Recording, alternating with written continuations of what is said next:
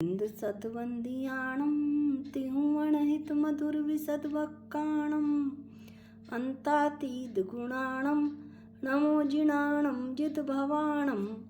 हम सभी पंचअस्तिकाय संग्रह का अध्ययन कर रहे हैं। पंचअस्तिकाय संग्रह का अध्ययन में हम जीव पदार्थ का व्याख्यान कर रहे थे। जीव पदार्थ का व्याख्यान करते हुए हमने जीव के स्वरूप का कथन 109 नंबर की गाथा में देखा था कि जीव दो प्रकार के हैं। अब 110 नंबर की गाथा में संसारी जीवों का भेद करते हुए स्थावर जीवों का भेद किया है कि पृथ्वी काय, जल काय, ये 5 प्रकार के भेदों का आदि 5 प्रकार के भेदों का कथन है। गाथा पाठ करते हैं। पुडवी या उद गमगणी वायु वणप्पफदी जीव संसिदा काया देन्ति खलु मोहबहुलम फासम बहुगा वीतेतेसिम। पुडवी पृथ्वी काये, उद्गम गणी अपकाये और अग्नि काये,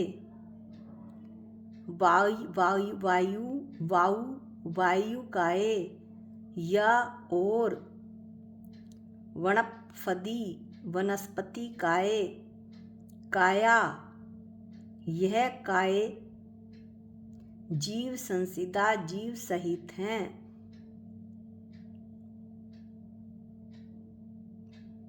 बहुगा बीते अवान्तर जातियों की अपेक्षा से उनकी भारी संख्या होने पर भी वे सभी तेसिम उनमें रहने वाले जीवों को खलु वास्तव में मोह बहुलम अत्यंत मोह से संयुक्त, फासम देतिम स्पर्श देती है अर्थात स्पर्श ज्ञान में निमित्त होती है।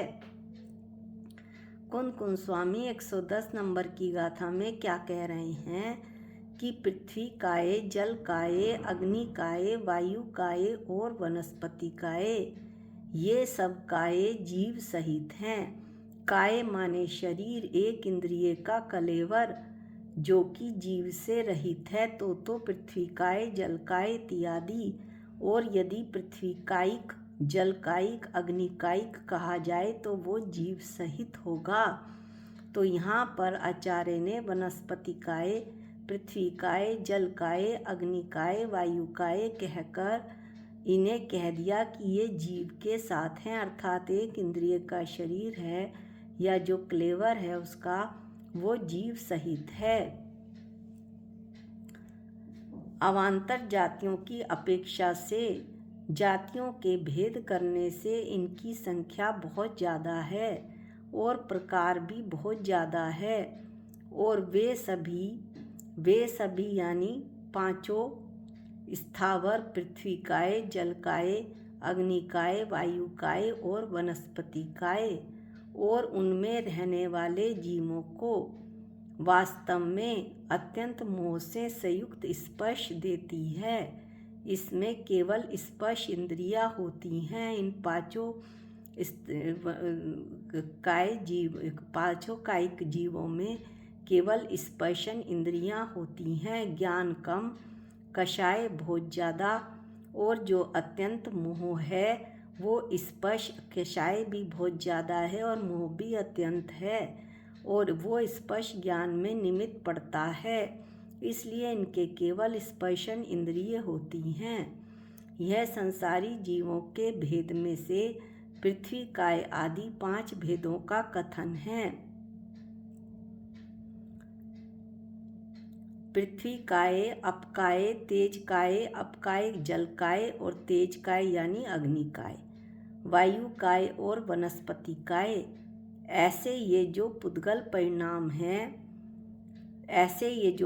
के परिणाम हैं यानी कि ये शरीर हैं, एक इंद्रिय के कलेवर हैं, वो बंध के कारण अनादिकाल से जो मोह लगा हुआ है उसके कारण ये जीव सहित हैं। मेरी तरह ये भी जीव के साथ एक क्षेत्रघा रूप से संबंध है। इनका अवान्तर जाति रूप भेद करने पर वे अनेक होने पर भी अवान्तर जाति यानी अंतर्गत जाति पृथ्वी काय, जल काय, अग्नि काय और वायु काय, इन चार में से प्रत्येक के 7 लाख अंतर्गत जाति रूप भेद हैं और वनस्पति काय के 10 लाख भेद हैं। इस तरह अवान्तर जाति रूप भेद करने पर वे अनेक हो जाते हैं। वे सभी पुद्गल परिणाम यानी कि 5 स्थावर काय क्या है, क्या बतलाना चाहते हैं। पुद्गल परिणाम यानी पृथ्वी काय आदि जो शरीर हैं वो पुद्गल परिणाम हैं, एक इंद्रिय के शरीर हैं। इनका जीव के साथ बंद होने के कारण ये जीव सहित होते हैं। अब यहाँ आचार्य क्या कहना चाहते हैं कि वे सभी पुद्गल परिणाम स्पर्शन इंद्रिय आवरण के क्षयपशम से, स्पर्शन इंद्रिय आवरण के क्षयपशम से शक्ति मिली। स्पर्शन इंद्रिय आवरण के क्षयपशम की शक्ति मिली यानी भाव इंद्रिय मिली। इंद्रिय 2 प्रकार की, भाव इंद्रिय और द्रव्य इंद्रिय। क्षयपशम की जो क्षयपशम रूप शक्ति है वो भाव इंद्रिय, और जीवों को जो बहिरंग में स्पर्शन इंद्रिय की रचना भूत वर्तते हुए यानी कि द्रव्य इंद्रियां निर्वृत्ति रूप रचना होती है पुद्गल का पिंड, वो रचना वर्तते हुए कर्म फल चेतना प्रधान पने के कारण कर्मफल चेतना यानी कर्मों को काटने की शक्ति नहीं है। कर्म के फल को केवल भोगते हैं। कौन? ये स्थावर, ये 5 स्थावर यानी सुख दुख को भोगते हैं। ये अत्यंत मोह के साथ हैं। मोह घटाने का कोई उपाय नहीं है क्योंकि इसमें केवल स्पर्शन इंद्रिय है, मन नहीं है। मोह घटने का कार्य मन से होता है, इसलिए ये अत्यंत मोह के साथ हैं। सहित होने पर स्पर्शोपलब्धि संप्राप्त कराते हैं। ये जो पुद्गल परिणाम हैं वो स्पर्श की ही उपलब्धि करते हैं, स्पर्श का ही ज्ञान करते हैं और स्पर्श का ही अनुभव करते हैं। जो अत्यंत मोह है इनका वो स्पर्श ज्ञान में निमित्त पड़ता है। इस तरह से हमने इनका भेद पढ़ा। पृथ्वी कायिक आदि 5 भेदों का वर्णन किया। अब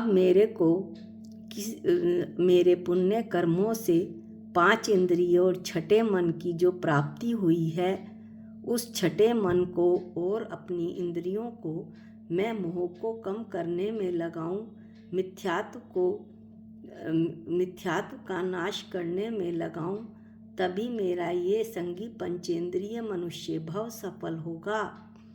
नहीं तो फिर से स्थावर के रूप में पेड़ बनकर खड़ा हो जाऊंगा और हजारों लाखों साल तक ऐसा ही रहूंगा। इस तरह से मैं अपने जीवन को सुधारूं। मन सहित होने के कारण उस मन का मैं उपयोग पर में न करके अपनी आत्मा को जानने में लगाऊं। इसी भावना के साथ 110 नंबर की गाथा समाप्त करते हैं। निज निधि निज में बताई ये अनंत उपकार है, इसके लिए जिन वाणी माँ को वंदनानंत बार है, वंदनानंत बार है। सबको जय जिनेंद्र।